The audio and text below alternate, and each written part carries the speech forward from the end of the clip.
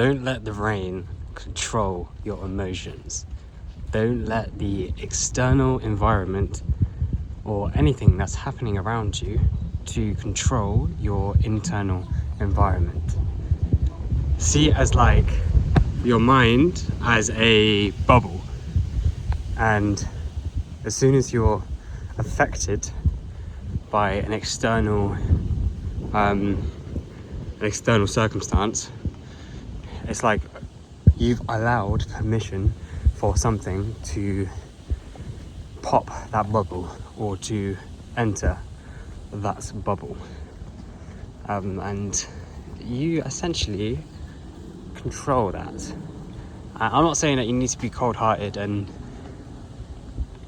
have just like this absolute titanium barrier that completely defends your internal state. Well, in a way I am, but I'm not saying like just be completely cold-hearted. Like, you need sensitivity to understand how the external circumstances affect you in the first place.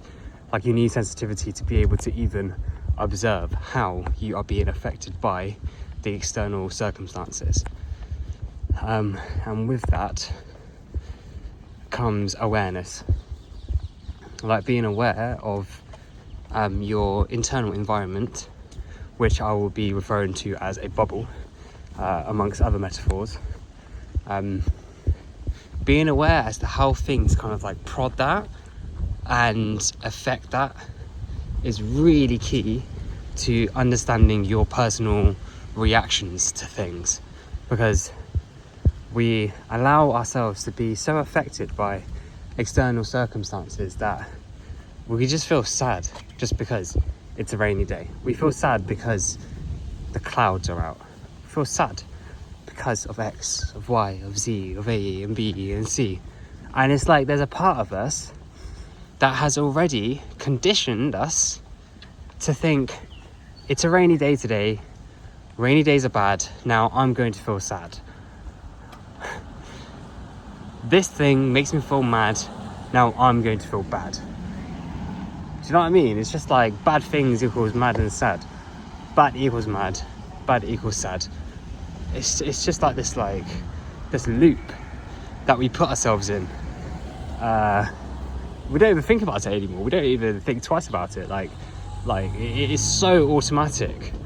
Like, people coming in from a rainy day and it's just like instant doom and gloom, and everybody is just like doomy and gloomy and happy because of the fact that everybody's doom and gloom because of the fact that it's raining outside. But it's not exactly the best way of being. Like, the external circumstances aren't the internal. Like, I see the internal, your own like POV, your own point of view, your own perspective, to be like a sun, and you're kind of like in the midst of that sun, and you are almost controlling whether or not the sun will shine, essentially.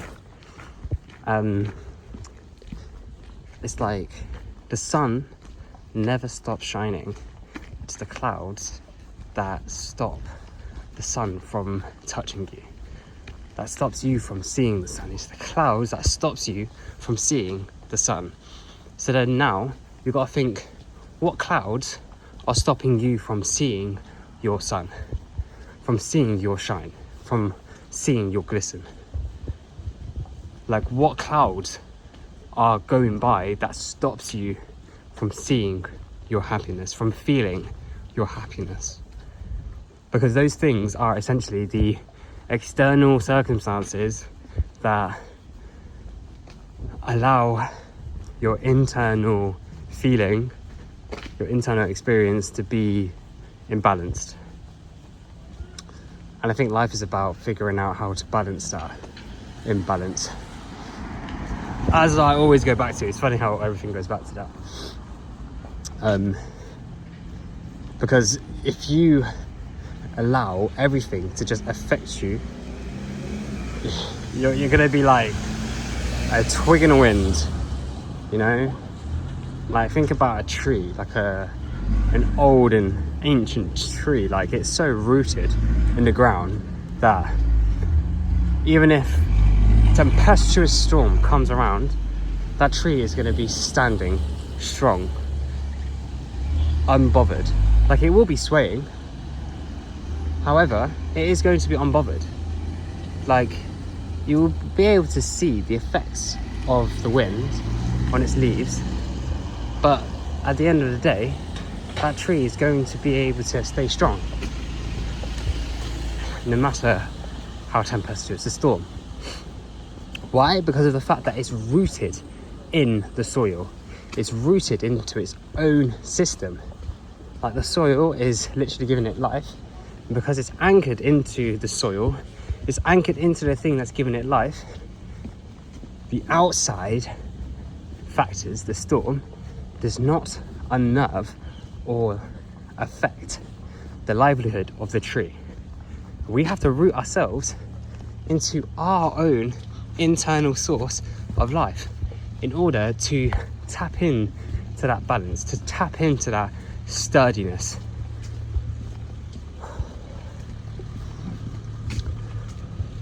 And if you think about it, if you let something like a rainy day ruin your day, then think about all the other things that you've kind of given permission to ruin your day.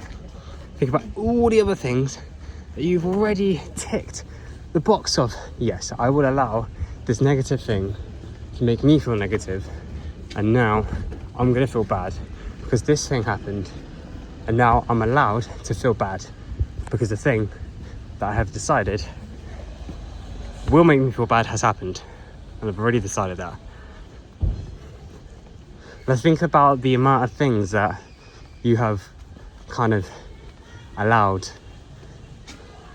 Like, think about all of the external circumstances that you've put into that box, and that now controls your automatic response to life. Like, a big part of attaining peace. I'm just gonna take out my hairband because literally half my hair is out. I hope it hasn't fallen out. Oh, it hasn't, legend. Thank God. Sorry. But just to think about the amount of different things, the amount of different things that someone could say, the amount of random occurrences, like even a smell, even a thought, even a sound. There's so many things that we allow to like ruin our days, but we actually can stop that from happening. Like, you are in control of yourself. Like, we have bodies, of course, we have like predisposed genetics, and we have essentially this vessel to take care of as consciousness, as awareness. Like, we have awareness within ourselves. Like, when things happen, what part of you is reacting to that? Because if you say, oh, my mind is reacting, or my body is reacting, you are deciding from a possessive point of view, because you're saying my body, my this, my that. You're explaining something that you have from a possessive point of view. So is that thing you, or is that thing something that you possess? But that's going into a whole different conversation. What I'm trying to say is that there is a you that observes all of these things happening, and that you have essentially decided that XYZ is going to make you feel sad.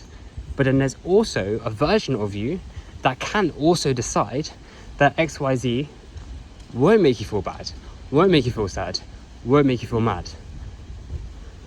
But there is an internal part of yourself that actually makes the decision to feel bad because X happened. And you can apply that to literally so many different things. You can apply that to so many situations, so many little like things that have happened to you in your life. Like, if you have experienced trauma, if you have experienced anything bad, and that stuff is still coming up now, a way to heal that is when it arises, be there for yourself and think, I am where I am right now. I am in the moment of where I am right now, and I'm not going to let those previous moments dictate me feeling bad now. And that will help you through so many different situations. Not just that, but when things happen in the future, you're not going to have as much of a negative attachment to that thing that has happened. You will be able to, in that moment, balance yourself and think, oh, this is actually not that bad. Like, this is just the way it is. And if you're able to tap into that, you're going to have so much more strength, more confidence and balance throughout your life, no matter what happens. Because a lot of these things happen because of that already decided, that automatic part of ourselves that has already decided that we're going to feel bad because of A, B, C. We're going to feel sad because of X, Y, Z. Like, the decision has already been made. And right now you're living in the karma of all your previous decisions. If you don't believe in karma, right now you are living in the consequence of all your previous decisions. Like, and the quicker you can understand that, the quicker you will be able to reverse that. You know, like, if you don't believe yourself to be in control, then who is in control of you? Like, there are external circumstances that will try to, like, adverts, media controlling your self-view, like media making you feel less confident because you've got 10 out of 10 mega chat or a 10 out of 10 super babe that you're comparing yourself to on Instagram. Like, social media makes that happen.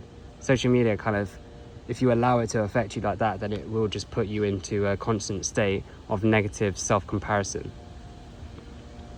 But you are in control of each and every single one of those things. You are the person that, at the end of the day, creates the internal system that you're living in. Like, you're the person that has created these thought loops. And the way that you can actually become conscious of that is through just observing your mind, observing the loops that do occur and questioning them and just being aware of them, because being aware of something is the first step towards taking control of it. So this is exactly why you shouldn't let a bad day fully take control of yourself. You shouldn't let rain. You shouldn't let a bad name. You shouldn't let pain take over the control of you and your happiness. The sun is always shining. It's the clouds that stop you from seeing it. So what are your clouds? What things stop you from feeling the happiness within? Observe them, change them, work on them, and start actualizing your best self. That's me. Like, subscribe. I want to put more of these videos out. I've got so many more thought streams I can put out. Comment your thoughts, comment your own sort of evaluations, your own ideas and all of that. I'm happy to engage in a conversation with anyone. So yeah, bless, peace.